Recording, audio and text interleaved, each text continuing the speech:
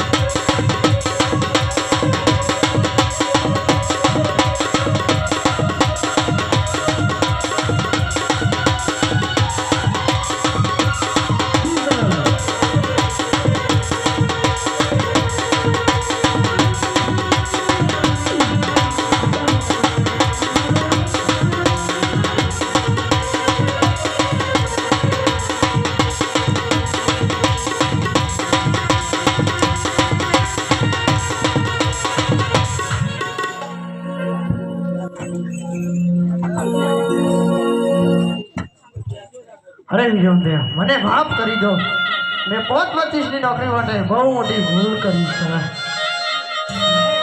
જા કાયર, આજે હું તને માફ કરું છું।